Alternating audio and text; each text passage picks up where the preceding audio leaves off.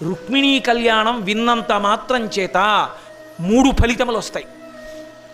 ఆడపిల్లలు గత జన్మలో చేసుకున్న పాపం వల్ల పరమదుష్టుడైన వాడు, పెళ్ళికి మంచిగా ఉన్న తర్వాత పాడయ్యేవాడు, లేదా అల్పాయుష్కుడు భర్తగా రావాలని నుదుటి మీద వ్రాసి ఉంటే ఆ వ్రాత తప్పి యోగ్యుడు దీర్ఘాయుష్మంతుడు భర్తగా వస్తాడు రుక్మిణీ కళ్యాణం వింటే.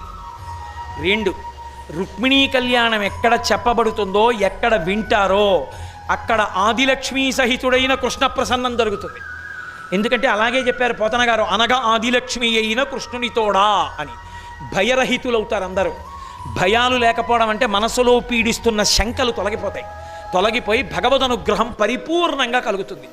3, రుక్మిణీదేవి వ్రాసినటువంటి లేఖ విన్నంత మాత్రం చేత మంచి పెళ్ళీడొచ్చినటువంటి ఆడపిల్లలందరికీ ఉత్తమమైన వరులు వచ్చి వెంటనే పెళ్ళిళ్ళు అయిపోతాయి.